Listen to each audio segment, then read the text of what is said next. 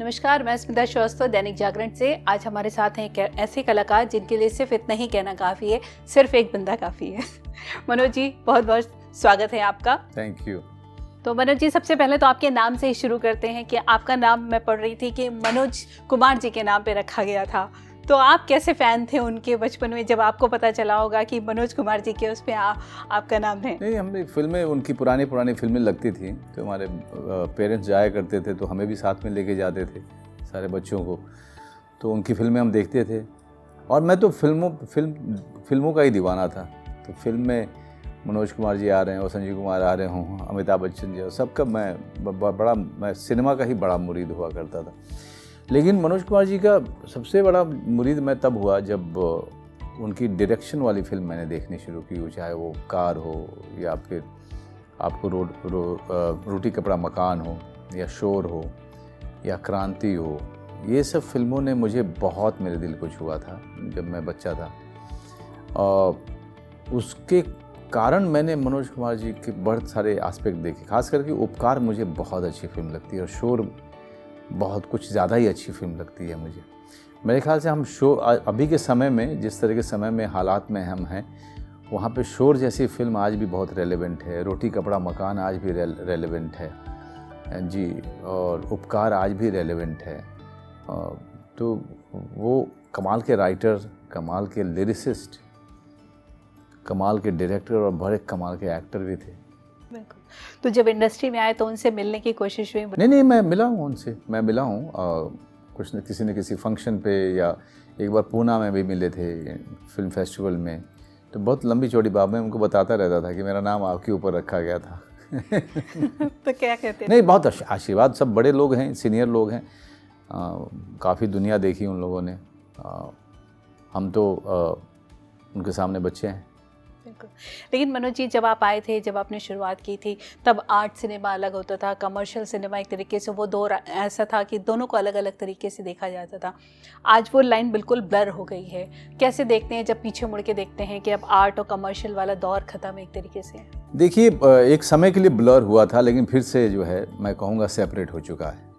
क्योंकि जैसे ही अब पहले आर्ट सिनेमा को फिर बाद में पैरेलल सिनेमा कहा जाने लगा, फिर बाद में अब जो है इंडिपेंडेंट सिनेमा कहा जाता है। बिल्कुल। अभी फिर से जो है इंडिपेंडेंट सिनेमा को अलग थलग रखने की फिर से कोशिश जारी है, क्योंकि OTT पे भी उनको उस तरह से स्थान नहीं मिल पा रहा है।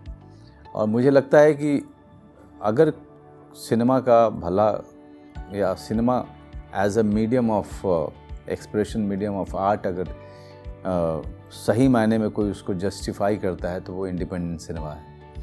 और हर चीज़ पैसा बनाने के लिए नहीं होती है। इंडिपेंडेंट सिनेमा का भी अपना एक बजट होता है, ख़ास बजट में वो लोग बनाते हैं। और अगर उनको सही तरीके से प्रोत्साहन मिले, सही तरीके से सरकारी प्रोत्साहन मिले और उनको मेंटरशिप मिले, यही फिल्में हैं जो बाकी दुनिया भर में जा कर के हमारे देश का नाम रोशन करती हैं, अलग अलग देश में, अलग अलग देश के बड़े बड़े फेस्टिवल्स में। तो मुझे लगता है कि दोबारा सरकार को, इंफॉर्मेशन ब्रॉडकास्टिंग को और फिल्म इंडस्ट्री को दोबारा से इंडिपेंडेंट सिनेमा को अपना सिनेमा मानने की ज़रूरत है। तो बाकी कंट्रीज़ में कैसा पाते हैं इंडिपेंडेंट सिनेमा की? इसलिए तो अच्छा करते हैं क्योंकि उनको मेंटरशिप मिलती है गवर्नमेंट की। तो मेन स्ट्रीम सिनेमा तो अपने लिए कर ही लेता है। मेन स्ट्रीम सिनेमा के लिए उनके पास अपना स्टार्स है, उनके अपना एक स्टार सिस्टम है, जो एंटरटेनमेंट के लिए फिल्में बनाते हैं, उनके लिए दर्शक भी चले जाते हैं, वो भारी मात्रा में जाते हैं। लेकिन इंडिपेंडेंट सिनेमा की बहुत मदद करता है, सिनेमा के ग्रोथ में बहुत मदद करता है, सिनेमा को प्रॉस्पर होने में बहुत मदद करता है, सिनेमा को नया स्वरूप देने में बहुत मदद करता है। और उन्हीं सिनेमा की वजह से फिर आपकी सिनेमा की पहचान बनती है बाहर के देशों में। बिल्कुल। लेकिन अभी तो OTT के आने से कहना चाहिए स्थिति बेहतर हो गई थी इंडिपेंडेंट? थोड़ी बेहतर हुई थी, लेकिन अभी फिर से जो है इंडिपेंडेंट सिनेमा का उस तरह से स्वागत जो है हर जगह नहीं हो रहा है। क्या वजह लगती है? वजह यही है कि हर चीज़ जो है नंबर सिस्टम। तो मनोज जी, 1 मिनट का द्रोह काल आपने गोविंद निहलानी जी के साथ किया था, उसके बाद उनके साथ आपने संशोधन फिल्म की थी जिसमें आप लीड रोल में थे। तो क्या था कि 1 मिनट से आप पूरा लीड में आ गए थे गोविंद निहलानी जी के साथ?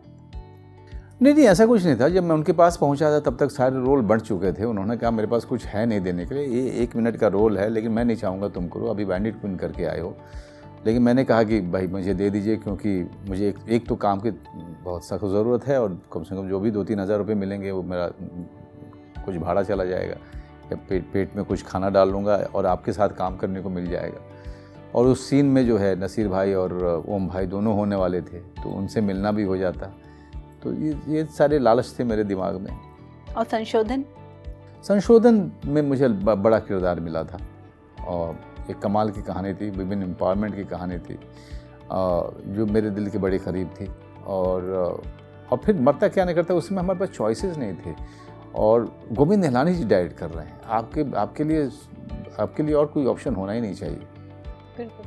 लेकिन आज के दौर में देखा जाए तो गोविंद निहलानी जी हो चाहे श्याम बेनेगल जी हो, उनकी कमी कैसे महसूस करते हैं? क्योंकि उस दौर में आपने उनके साथ काम किया है, जो फिल्में उन्होंने बनाई जो समय के सब्जेक्ट्स को बहुत छूती थी, आज के दौर में कैसे पा मैं तो उस समय मिस करता था। मैं चाहता था कि मैं गोविंद जी के साथ उस तरह की फ़िल्म करूँ जिन फिल्मों ने मुझे बहुत ज़्यादा इंस्पायर किया था उस तरह का एक्टर बनने के लिए, और ख़ास करके ओम भाई जैसा एक्टर। मेरे ख्याल से उनके जैसा एक्टर पैदा होना बड़ा मुश्किल है। आक्रोश और अर्धसत्य, मैं चाहता था कि कुछ इस तरह का काम, या एग्जैक्टली वही नहीं तो कुछ और गोविंद जी के साथ ऐसा कुछ काम करने को मिले, लेकिन मैं लेट आया। बिल्कुल। लेकिन कुछ बकेट लिस्ट फिर बनाई थी, क्योंकि ये तो टिक हो गई होंगे आपके कि गोविंद जी। देखिए टिक अब, लेकिन हाफ टिक हुई हैं गोविंद जी के साथ, लेकिन गोविंद जी के साथ संबंध अभी भी वैसा ही है।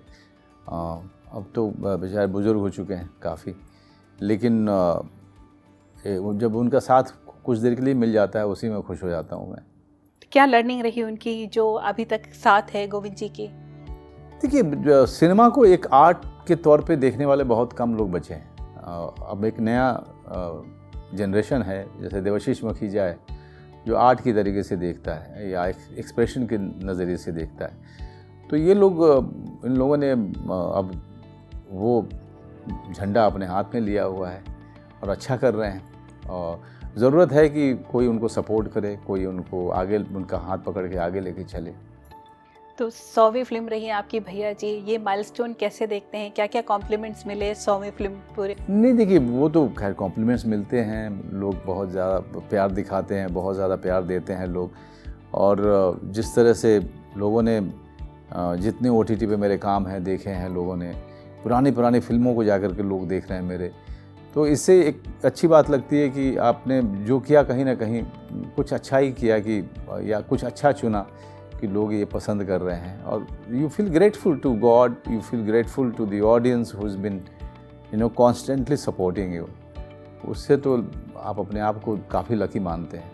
तो भैया जी में तो आपको काफ़ी एक्शन करते हुए हमने देखा था, तो कहीं मलाल रहा करियर के शुरू में आपको इस तरीके से डायरेक्टर्स ने नहीं देखा कि आप एक्शन कर सकते थे, एक फुल फ्लेज एक्शन फिल्म आपको नहीं मिली? किसी चीज़ का मलाल क्यों? मतलब मैंने तो काम वही किया जो मैं करना चाहता था, जो मन नहीं किया वो नहीं किया मैंने।